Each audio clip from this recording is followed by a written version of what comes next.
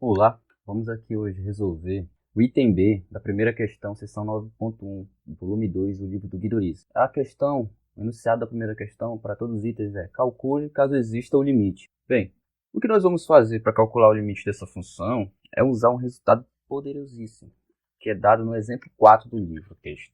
O que acontece é o seguinte: para funções de uma variável, nós temos um resultado que diz se os limites laterais são iguais, o limite existe. Mas se eles forem diferentes, se for diferente, né, o limite quando x tende a um ponto pela esquerda e x tende pela direita, do cálculo 1, o limite não existe. A mesma coisa se repete para o cálculo 2, um resultado análogo, que é dado no exemplo 4, uma observação do exemplo 4. Então, antes de a gente resolver essa questão, vamos recordar o exemplo 4 do livro e explicar o que é que nós vamos fazer nessa questão. O exemplo 4 do livro, eu recomendo que você entenda bem que ele é motivo de confusão, porque o que acontece é o seguinte: o exemplo 4 diz o seguinte: o que acontece se a função tiver limite? Então ele diz, suponha que limite quando o par ordenado xy tende ao par ordenado x0, y0 da função f exista, função f de duas variáveis, e seja um número, né? Vamos chamar esse número de L. Bem, se existe o limite, certo? O que é que a gente vai dizer? O que é que vale? Seja gama é uma curva, né? Lembrando que é curva, uma aplicação da reta no R2, no contexto do livro. Gama é uma curva em R2, contínua em um ponto T0 da reta, contínua em T0. Mais ainda, com gama de T0, se você pega T0 e aplica nessa curva gama é uma curva do R2, não especifica qual curva, e esse T0 vai ter que dar igual ao ponto x0, y0, ou seja, o ponto para o qual a gente quer calcular o limite. E ainda diz mais ainda: para t diferente de t0, gama aplicado em t é diferente de gama do ponto x0, y0. Mais ainda, com gama contido no domínio da função. Bem, ele diz: prove, né, dado essas condições da curva gama, prove como o limite aqui existe. Se a gente aplicar gama na função, ela está no domínio, né? Faz sentido a gente aplicar ela na função. Quando t tender a t0, aplicando a nossa curva gama na função, se o limite existe quando a gente aplica gama de t à função, tem que dar L, certo? Então vamos explicar. Ele prova no exemplo 4. Eu não vou fazer a prova aqui. Eu vou só explicar esse resultado para que fique claro o que nós vamos usar. Que é um resultado análogo, repito, quando você quer verificar na reta, quando o limite não existe. Você calcula os limites laterais, tanto à esquerda de um ponto como à direita. Se der diferente é porque o limite não existe. Então vemos aqui. A questão que se coloca é o seguinte: a primeira hipótese, se o limite existe. Se o limite existe, a gente toma uma curva gama contínua em T0. Gama de T tem que satisfazer essa condição, tem que, quando você aplicar em T0. T0 tem que ser diferente do T, e T, gama de T é diferente do ponto x0 e y0. Mas o importante também é gama de T pertencer ao domínio. Ou seja, não é qualquer curva, tem que pertencer ao domínio. Você tomar. Vale isso. Qualquer curva que você aplicar, desde que satisfaça as condições, vale isso. O que é importante disso, desse exemplo 4, é a gente gravar, mas entender bem. Por que entender bem? O que acontece? Isso é muito comum se confundir, porque se o que é a observação que vai ser dada é a seguinte, que é consequência desse exemplo. Esse exemplo poderia ser indicado como uma proposição. A observação seguinte é que a gente vai usar, é preciso para quando a gente verificar que, não tá, que o limite a gente está tentando achar o limite de uma função, a gente vê que a gente não consegue aplicar um teorema de confronto, a gente vê que a gente não consegue aplicar aquele resultado quando uma função vai para zero e outra é limitada. Então a gente já desconfia que o limite não existe. Se você desconfiar que o limite não existe, você tem que usar esse resultado, que é a observação que ele diz. Então ele diz o seguinte: sejam gama 1, gama 2, duas curvas nas condições do exemplo 4. Que significa dizer, nas condições do exemplo 4, vamos voltar aqui. Gama 1 e gama 2 são contínuas em T0. Gama 1 e gama 2, quando aplicado T0 em gama 1 e gama 2, ela vai dar igual ao ponto x0 e y0. E para T, diferente de T0, gama 1 e gama 2, aplicado no ponto T, é diferente do ponto x0 e y0. Com gama 1 e gama 2 pertencente ao domínio da função. Ou seja, se o limite da função existe, quando você aplicasse gama 1 e gama 2 e calculasse este limite da f, teria que dar L, né? Mas o que acontece é o seguinte: nas condições do exemplo 4, gama 1 e gama 2 são curvas, né? E ocorre o seguinte caso, né? Segue do exemplo anterior, vou transcrever como o livro diz, que se ocorre, o que ele vai dizer? Se aplicar gama 1 e gama 2 e calcular o limite, o valor for diferente, significa dizer que o limite não existe, certo? Porque o limite é único. E nas condições que nós estamos calculando aqui, como está na condição do exemplo 4, se você aplicasse gama 1,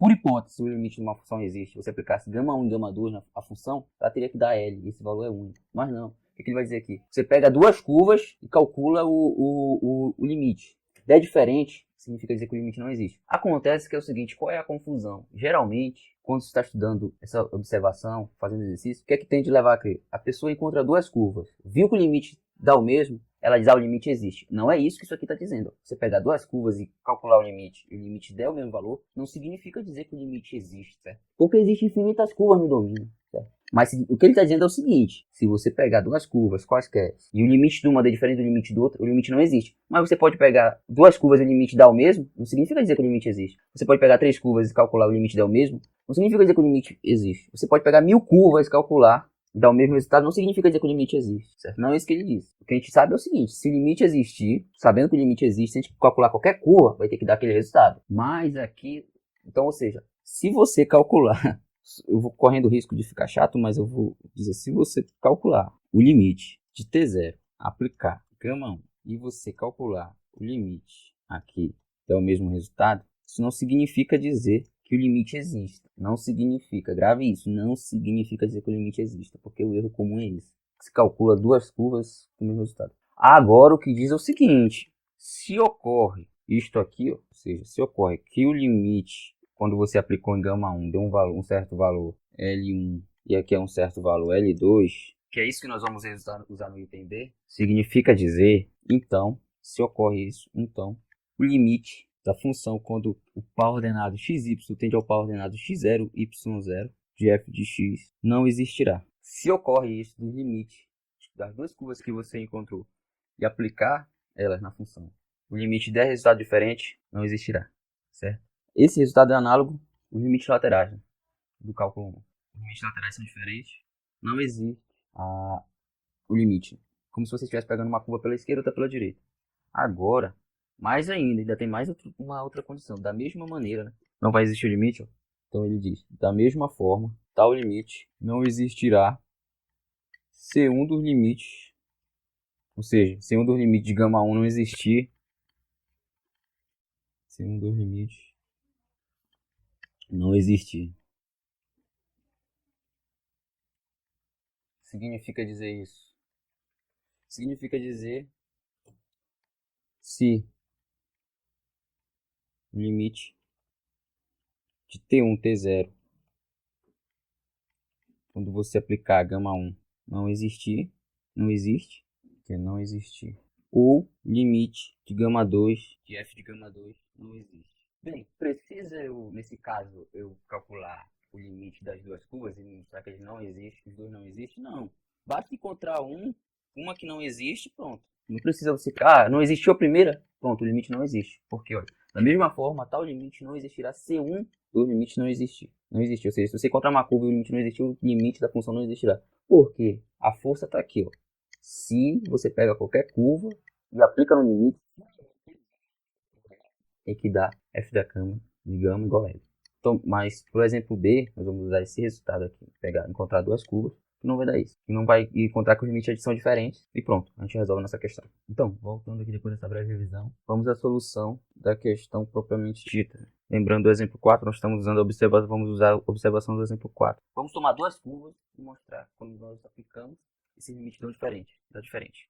Lembrando que quando você aplica uma curva na função, na composição, você vai ter um limite da reta, um limite de uma variável. Então vai valer todas aquelas propriedades do cálculo 1, vão valer na maneira que você aplicar a curva. Vamos ver que é o domínio dessa função primeiro. O domínio dessa função, para a gente garantir que as curvas que a gente está tomando pertencem aí a todos os pontos do R2, tais que x quadrado, y quadrado é maior que zero, certo? Como o domínio de f, df significa o domínio, é esse, a gente vai tomar aqui umas curvas que pertencem a esse domínio, satisfaz as condições. Seja gama 1 de t, tomar a curva que é t na primeira coordenada e 0 na segunda coordenada. Gama 1 de t é t0 e gama 2 de t, tt. Note que essas curvas pertencem ao domínio da f para todo t diferente de zero. Se você aplicar t ao quadrado, é maior que zero, para t diferente de zero. Então precisa ser diferente. Então, está no domínio, né? Porque a condição para estar no domínio é que as duas coordenadas elevadas ao quadrado sejam maior que zero. Então, são curvas de domínio. Além disso, né? Se você notar o domínio gama de zero, elas são diferentes, né, do 0, 0, que é o ponto em questão que está atendendo. Gama de t para t diferente de zero é diferente do 0, 0.